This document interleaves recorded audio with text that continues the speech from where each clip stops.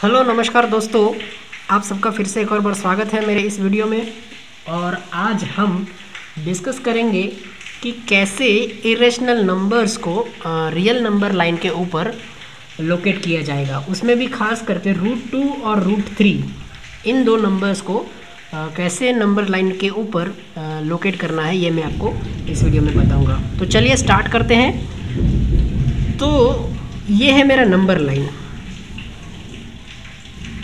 और इस पे मुझे लोकेट करना है √2 और √3। तो हम जानते हैं कि जो रियल नंबर, ये रियल नंबर लाइन है, इसे रियल नंबर लाइन कहा जाता है। तो real numbers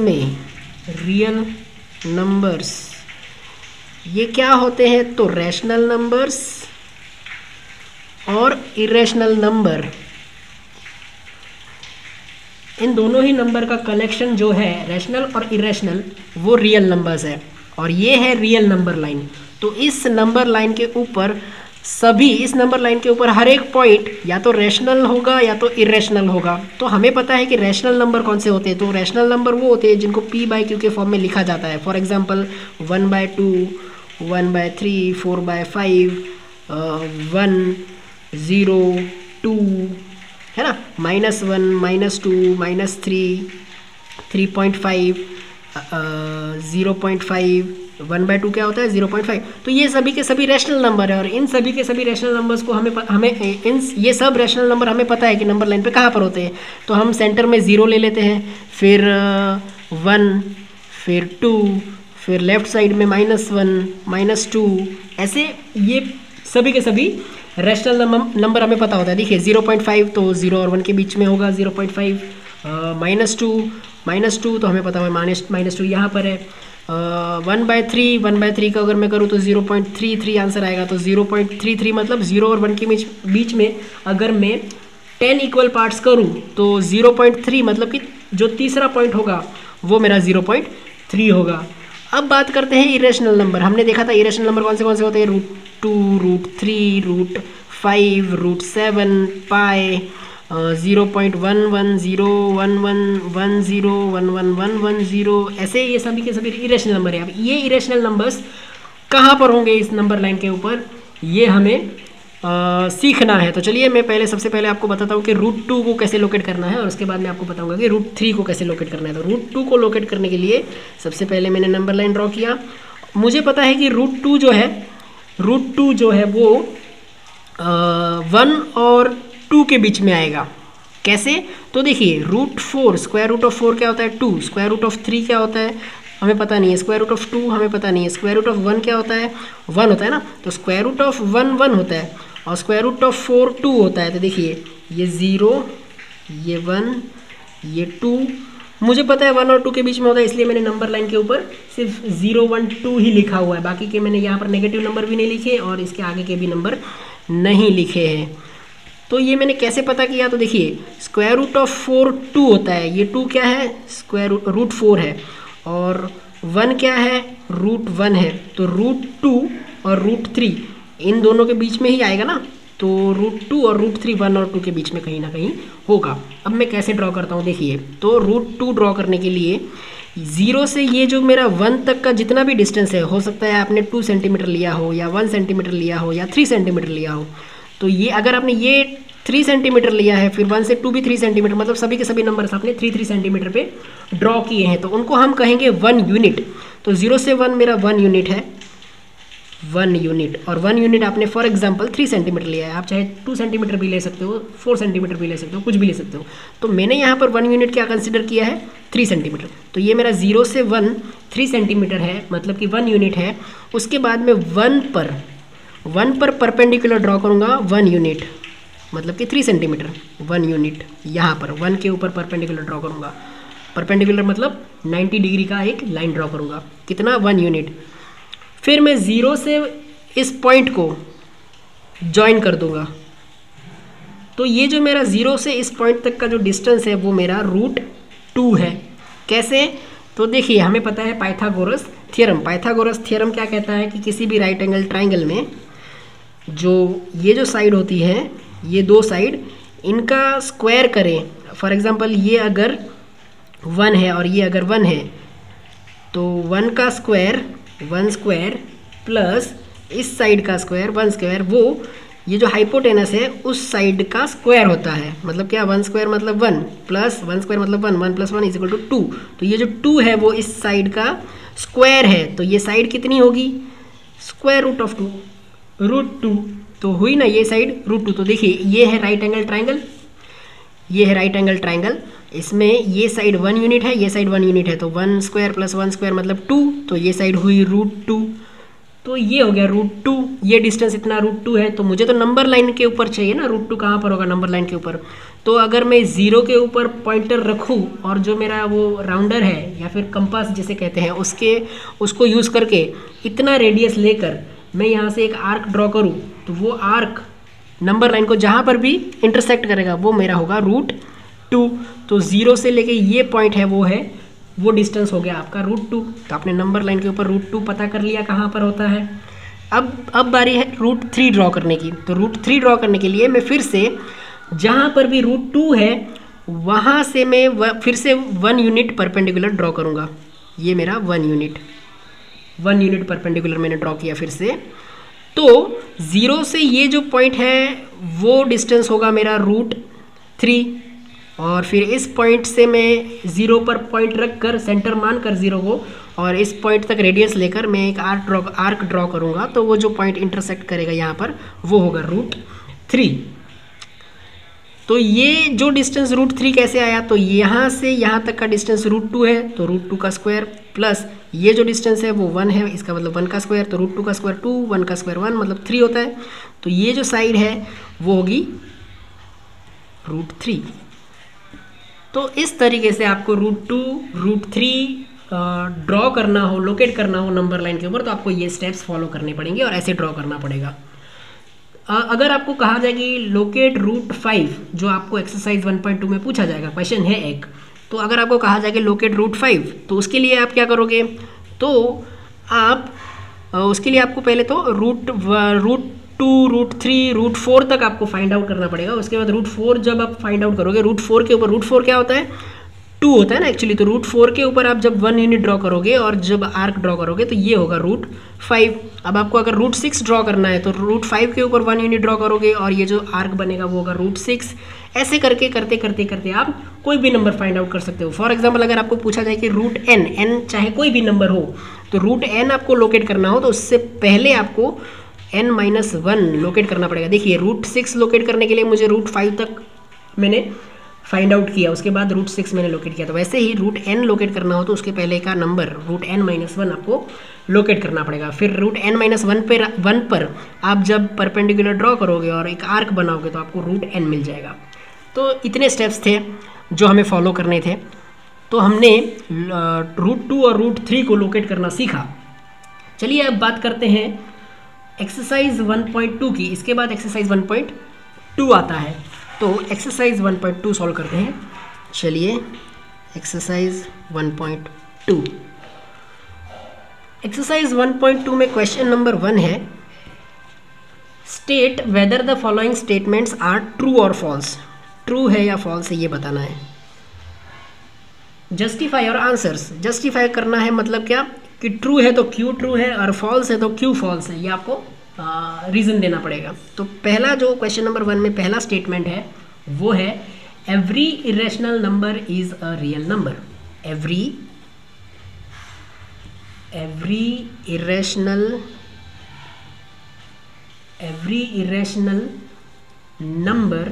irrational number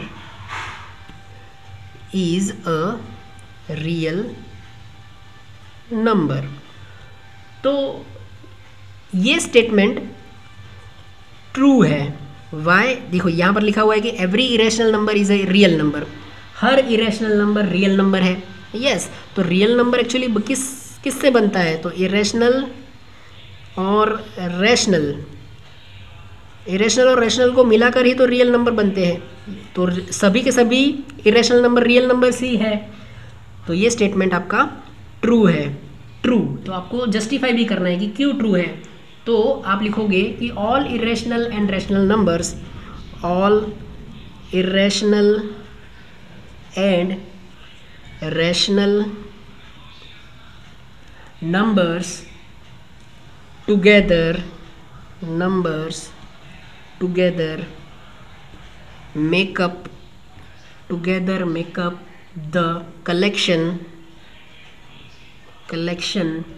of real numbers are। तो जो रियल नंबर्स है वो इरेशनल और रेशनल नंबर का कलेक्शन है। तो जितने भी इरेशनल नंबर है वो रियल नंबर तो होंगे ही, जितने रैशनल नंबर है वो भी रियल नंबर होंगे, है ना। तो ये स्टेटमेंट हमारा ट्रू है। चलिए सेकेंड स्टेटमेंट क्या कहता है। Every point on the number line, every point on the number line, every point on the number line is of the form square root of m, where m is a natural number। चलिए ये statement क्या कहना चाहता है ये मैं आपको explain करता हूँ।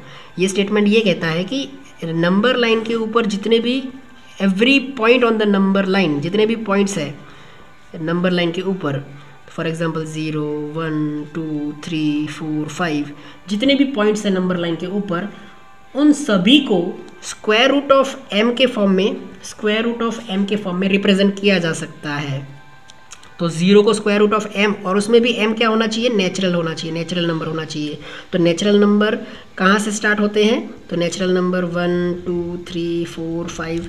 तो सभी के सभी जितने भी पॉइंट्स होंगे रियल नंबर लाइन के ऊपर, तो फॉर एग्जांपल ये भी पॉइंट होगा 0.5 1.5 2.6, जितने भी पॉइंट्स हैं सभी के सभी उनको स्क्वायर रूट ऑफ m के फॉर्म में लिखा जा सकता है। क्या लिखा जा सकता है, ये हमारा क्वेश्चन है, ये हमारा स्टेटमेंट है। तो ट्रू है या फॉल्स है, चलिए चेक करते हैं। तो 0 को हम स्क्वायर रूट ऑफ 0 लिखेंगे, तो 0 तो नेचुरल नंबर नहीं है। फिर देखिए 1 को हम स्क्वायर रूट ऑफ 1 लिख सकते हैं, 4 को हम स्क्वायर रूट ऑफ 4 लिख सकते हैं, 3 को हम स्क्वायर रूट ऑफ 9 लिख सकते हैं, 4 को हम स्क्वायर रूट ऑफ 16 लिख सकते हैं, 5 को हम स्क्वायर रूट ऑफ 25 लिख सकते हैं। लेकिन तो ये सभी नेचुरल नंबर है ना। लेकिन 0.5 या फिर नेगेटिव नंबर हो -1 -2 और या फिर 0.5 1.5 2.6, इनको हम ये किसी ना किसी नंबर के स्क्वायर रूट्स तो है। फॉर एग्जांपल ये 0.25 का स्क्वायर रूट है 0.5, है ना। लेकिन ये नेचुरल नंबर नहीं है ना, तो ये नेचुरल नंबर नहीं है, इनको हम स्क्वायर रूट ऑफ किसी नेचुरल नंबर के स्क्वायर रूट के फॉर्म में नहीं लिख सकते। तो इसलिए ये स्टेटमेंट हमारा जो है वो है फॉल्स। और रीज़न देना है कि क्यों फॉल्स है। तो √2 फॉर एग्जांपल √2 मैं नंबर लाइन ड्रॉ करूँ तो √2 और √3, तो यहाँ पर होगा 2, √2 से आगे होगा 1 और 2 के बीच में होता है ना, √1 √3 सॉरी √2 √3 1 और 2 के बीच में होता है। तो between √2 and √3 there are infinitely many numbers and this cannot be, इसके बीच में बहुत सारे नंबर्स होंगे रियल नंबर्स, जिनको स्क्वायर रूट ऑफ m के फॉर्म में नहीं रिप्रेजेंट किया जा सकता। तो इसलिए ये स्टेटमेंट फॉल्स है। तीसरा स्टेटमेंट ये कहता है, क्वेश्चन नंबर 1 का तीसरा statement, every real number is an irrational number. Every real number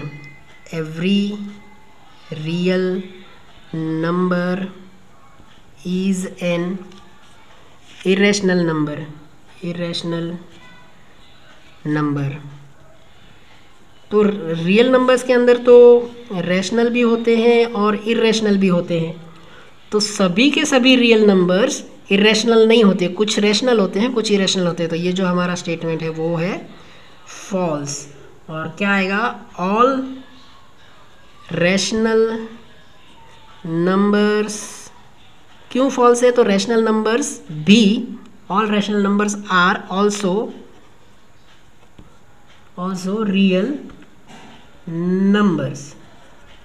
all rational numbers are also real numbers. तो सभी के सभी रियल नंबर्स इरेशनल नहीं होते, रैशनल नंबर भी रियल नंबर्स होते हैं, इसलिए ये स्टेटमेंट फॉल्स है। चलिए नेक्स्ट क्वेश्चन देखते हैं। इसके बाद जो क्वेश्चन है वो है, are the square root of all positive integers irrational. तो जितने भी पॉजिटिव इंटीजर्स है, क्वेश्चन नंबर 2 है, are the square roots of all positive integers irrational if not give an example of square root of a number that is rational number. तो square roots of positive integers are not irrational. तो positive integers जो होते हैं ना, for example 9 जो है, for example 16 है, ये जितने भी पॉजिटिव इंटीजर्स है उनका स्क्वायर रूट अगर निकालें तो ये क्या आएगा, 3 आएगा, ये आएगा 4। तो ये इरेशनल नहीं है। तो ये क्वेश्चन था, are the square roots of all positive integer irrational. तो सभी पॉजिटिव इंटीजर्स का स्क्वायर रूट इरेशनल नहीं होता। स्क्वायर रूट सिर्फ ये देखिए, ये पॉजिटिव इंटीजर है 2, उसका स्क्वायर रूट ये इरेशनल है। स्क्वायर रूट ऑफ 3 ये पॉजिटिव इंटीजर है, इसका स्क्वायर रूट ये इरेशनल है। लेकिन ये 9 और 16 या फिर 25 या फिर 36 ये सभी के सभी इरेशनल नहीं है। तो all square roots of all positive integers are not irrational, है ना। और ये हमने एग्जांपल्स भी दे दिए कि इनके स्क्वायर रूट्स इरेशनल नहीं है। और क्वेश्चन नंबर 3 है, show how root 5 can be represented on number line. Root 5 को नंबर लाइन के ऊपर रिप्रेजेंट करना है। तो जैसे कि मैंने स्टार्टिंग में ही बताया, रूट 5 के लिए अगर मैं नंबर लाइन ड्रॉ करूँ तो रूट 5 के लिए मैं यहाँ पे 0, यहाँ पे 1, यहाँ पे 2, तो ये 2 यूनिट मैं ले लूँगा। 2 यूनिट के ऊपर 1 यूनिट में ड्रॉ करूँगा, तो ये जो मेरा डिस्टेंस होगा वो मेरा होगा रूट 5। तो जब मैं ज़ीरो के ऊपर 0 को सेंटर मानकर इतना डिस्टेंस रेडियस लेकर एक आर्क ड्रॉ करूँगा तो ये मेरा होगा रूट 5। तो ऐसे आपको रूट 5 नंबर लाइन के ऊपर रिप्रेजेंट करना है। और इसी के साथ एक्सरसाइज 1.3 ख़त्म होती है। आपको ये वीडियो अच्छा लगा हो तो आप इस वीडियो को लाइक कर दीजिएगा। और अब तक अगर आपने मेरी चैनल को सब्सक्राइब ना किया हो तो सब्सक्राइब भी कर दीजिए, ताकि आपको ऐसे लेटेस्ट वीडियो की अपडेट्स आपको मिलती रहे। और बेल आइकन को आप प्रेस कर दीजिए ताकि आपको नए वीडियो की नोटिफिकेशन आपको मिलती रहे। और इसी के साथ हम ये वीडियो को स्टॉप करते हैं, मिलते हैं नए वीडियो में। Thank you very much.